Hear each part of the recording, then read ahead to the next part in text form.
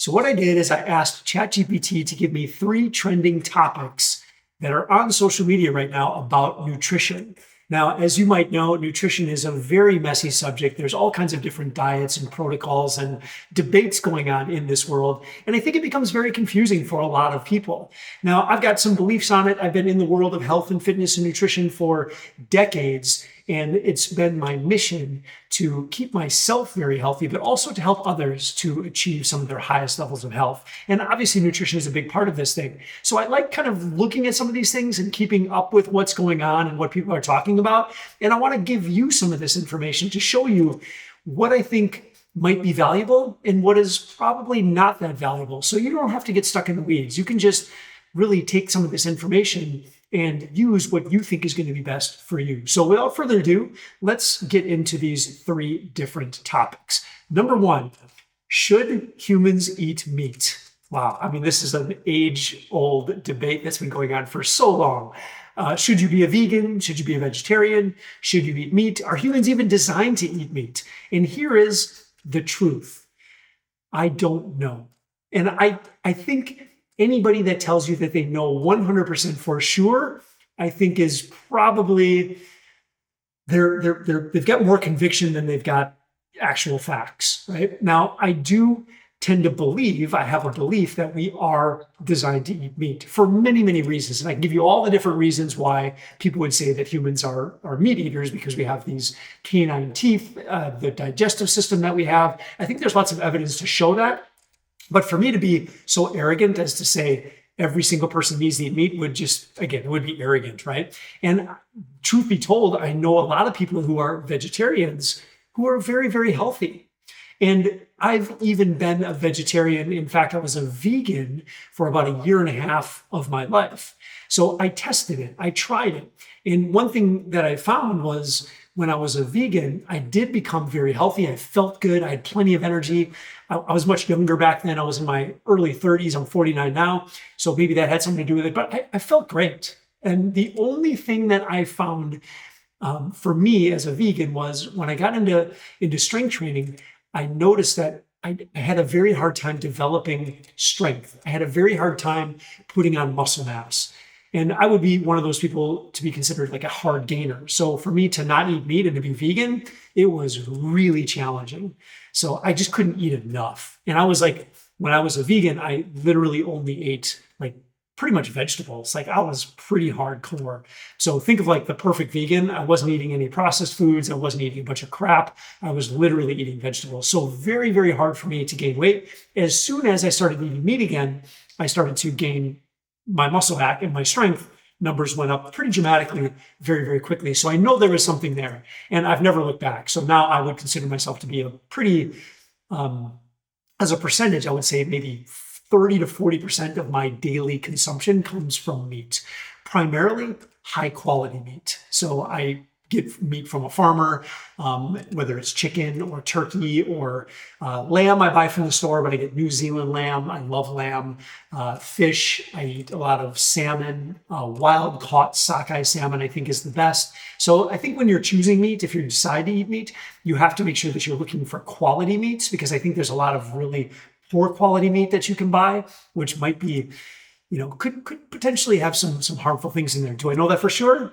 Not 100%, but I always choose to lean on Mother Nature and get as close to Mother Nature as I possibly can. So I think again, there's some benefit to eating meat, especially if you want to live a very strong, high performance life. And when I say high performance, I'm specifically talking about your physical capabilities. I just think, and in my experience, I've been in the world of strength conditioning for 25 plus years. The people who tend to eat meat tend to be stronger. Like that's just my experience. And I've had that personal experience as well. So should you be a vegan?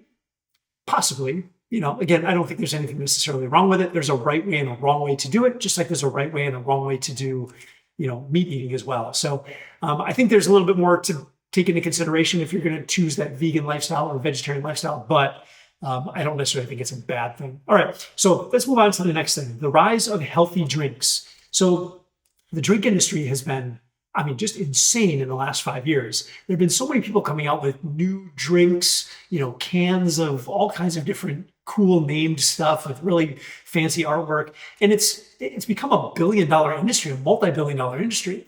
And some of them, I try to keep up with it a little bit, but there's so many now that it's almost bonkers. Like I go to Whole Foods and I look at the drink section, and there are coolers just full of different kinds of drinks.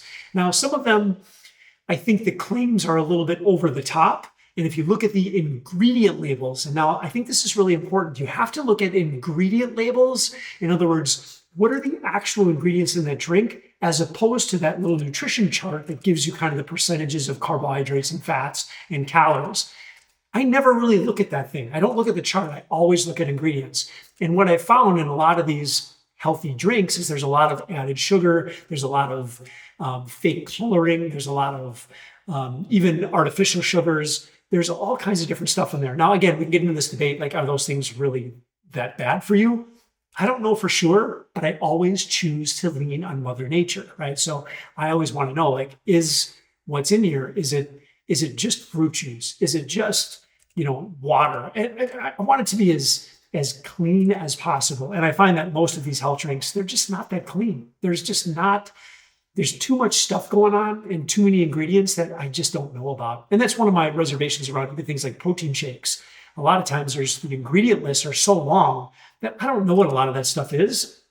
I used to kind of research all that stuff, but you go down these rabbit holes and it becomes it's mind numbing. So I'm like, you know what? I'm just going to opt out and I'm just going to drink water, really clean water. Here's one of my favorites. $1.99. I go to Whole Foods. This is it's a spring water in a glass bottle, which I think is also important because I'm not a big fan of all the plastics. And if you drink from a can, usually those cans are lined with plastic. So you can go down that rabbit hole as well. So get it in glass. And I'll tell you what, there's nothing better than an ice cold water out of glass. It is the best of the best of the best. So I don't think we really need those things. I haven't drank any of these healthy drinks. In fact, I haven't tried any of them. True story. I've not tried any of them. So I'm sure they taste delicious, but I'm a water guy. Water, coffee, and tea. That's really all I drink, quite honestly. So next thing, let's talk about quantity versus quality of food. Now, the primary issue for so many people right now, at least on the surface, is body fat, right? We are accumulating body fat as a species as quickly as we've ever done in the history of the human race, right? So we're all getting fatter very, very quickly. So that seems to be the surface level problem because nobody wants to be the fat guy. Nobody wants to be the fat girl. We want to look lean. We want to look more healthful, right? But what's really going on here is when someone is overweight or obese, it's a sign, it's a signal, it's a symptom of something much more nefarious, which is your health is declining, right? So there's a certain point where your body fat goes above a certain level and it becomes very unhealthy, right? I think we can all sort of agree upon this. And so when it comes to quantity versus quality of the foods that we're eating, most people will just default to quantity because we've all been taught that it's calories in, calories out. Now, if we want to make someone smaller, that is 100% true. Calories in, calories out. We can make someone bigger, we can make someone smaller based on the number of calories. But if we want to make someone healthier, we need to really look at the quality of the foods. I would say that the quality of the foods are far more important than the quantity of foods. And most of the time, in my experience, again, personally and working with others, if I can fix the quality of someone's food, we don't have to worry about quantity. Okay, so what does quality mean? Well, what I'm looking for is some very simple categories. When I eat my food, I want my foods to come primarily from meat, veggies, nuts, seeds, and fruit. Meat, veggie, nuts, seeds, fruit. Those are the categories that I eat from. Now, it doesn't matter what kinds of foods you're taking from those categories. Could be any kind of meat, could be any kind of fruit, could be any kind of vegetable. You get to decide what those are. Pick things that you love and that you enjoy so that you can continue down this road of eating just from those categories. But you don't really have to worry about quantity because when you eat real food, it's much more satisfying, right? And whenever I work with someone in Athletic After 40, that's where we always start. We clean things up first, and then if we need to, we'll go to quantity. But I'll tell you what, 90% of the time, we never need to go to quantity.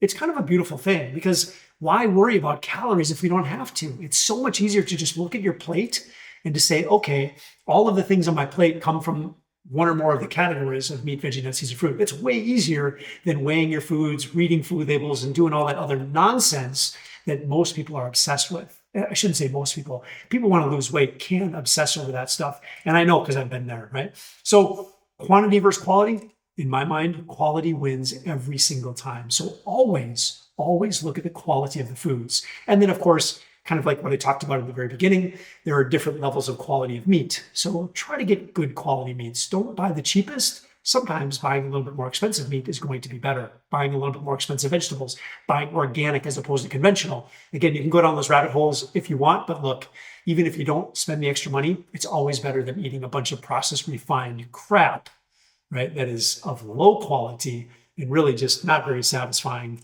overall. And that's why I think we tend to overeat. So there you go. Those are the 3 things we got today. If you have any topics that you want me to cover in the future, let me know and I'll go over those things. Just post it in the comments. But otherwise, I hope this is helpful for you.